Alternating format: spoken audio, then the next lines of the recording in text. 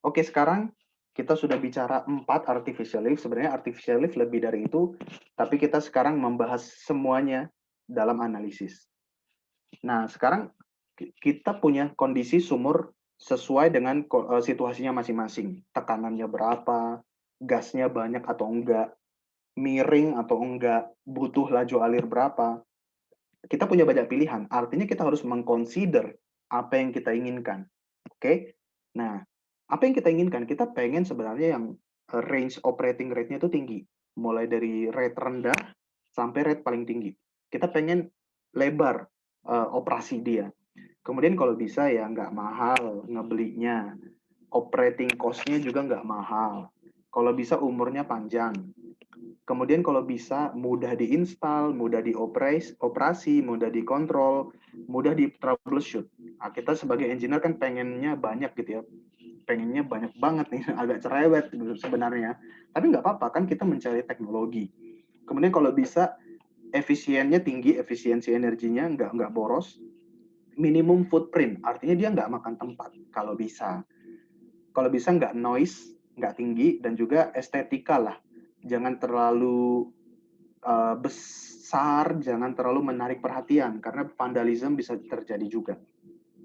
Challenge-nya apa dalam pemilihan artificial lift? Misalnya kita punya aliran yang banyak gasnya, itu challenge. Atau banyak pasirnya, atau laju alirnya terlalu rendah.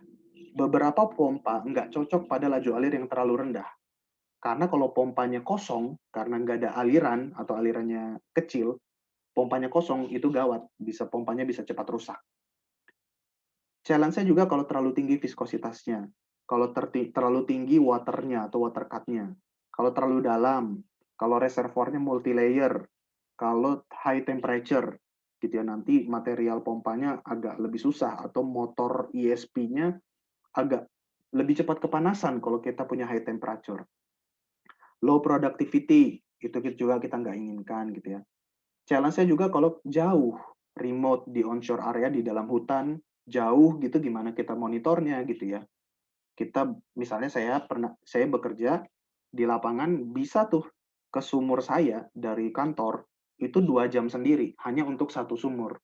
Jadi ketika satu sumur itu mati, ya saya harus 2 jam perjalanan menuju ke sumur itu, ngelihat kondisinya, ngambil data, pulang lagi 2 jam.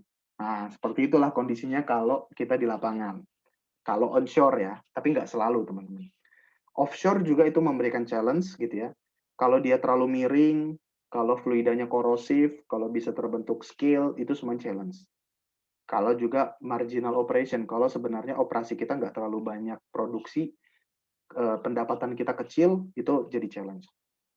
Nah, secara market share di seluruh dunia, teman-teman mungkin bisa kebayang dari apa yang saya bicarakan tadi, yang paling banyak adalah ESP, gitu ya, karena laju alirnya itu cukup besar gitu ya, variasinya mulai dari rate kecil sampai rate besar, ESP itu tangguh, makanya dia cukup banyak dibeli orang.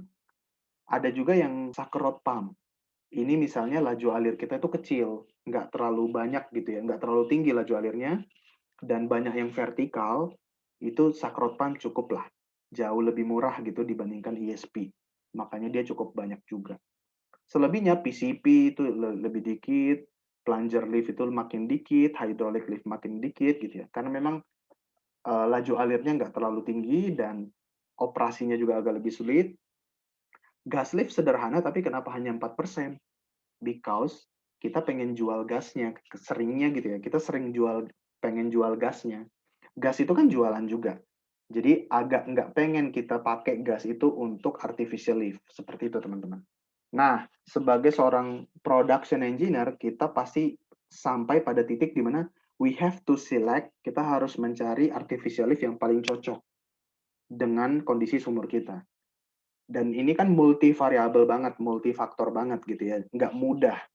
Nah, kita punya beberapa tuntunan atau guidance untuk memilih artificial lift mana yang kita akan pilih. Tentu saja guidance ini nggak cukup karena terlalu simplified gitu ya. Pada dasarnya kita butuh engineering judgment, kita butuh jam terbang, kita butuh mengenal kondisi sumber kita untuk bisa milih, gua mau pakai gas lift, atau gua mau ESP, atau gua mau sakrot pump. Nah, ini general guidance aja gitu ya. Misalnya kita punya kondisi sumur kita gas, punya produksi gas yang tinggi. Maka, kalau dilihat di sini ya, gas handling, yang paling excellent adalah si gas lift atau plunger lift. Jadi engineer bisa ngelihat nih, gue punya kondisi gasnya banyak. Mana sih yang paling excellent? Oh, gas lift atau plunger lift. Atau gue punya banyak produksi pasir nih, gitu ya. Apa yang paling excellent? Cari, oh, hydraulic jet. Nah, hydraulic jet ini nggak kita bahas di sini karena itu lebih unkonvensional ya dibandingkan yang lain ya. Dia excellent. Oh, ternyata PCP juga excellent untuk padatan, untuk solid.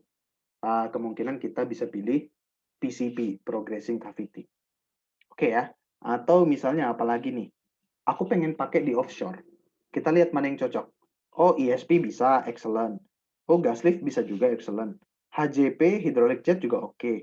Rod lift ini limited karena dia makan tempat. PCP, ya good aja lah gitu ya. Good karena dia juga, apa namanya ya, nggak bisa dalam-dalam banget gitu instalasinya. Seperti itu ya teman-teman ya. Atau misalnya kondisi reservoir gue temperaturnya berapa, kita cocokkan nih mana yang paling tahan dengan kondisi panas, gitu ya. Atau gue punya sumur seberapa dalam, kita bisa lihat nih mana yang paling oke di sumur dalam. Misalnya gue punya sumur 15.000 feet. Oh ESP, ESP masih cocok 15.000 feet. 15.000 feet itu berarti 5.000 kilometer ya. 5.000 meter atau 5 kilometer gitu ya. Bayangkan sumur dalamnya 5 kilometer. Gas lift masih oke. HJP, hydraulic jet itu lebih bagus lagi, dia bisa dalam.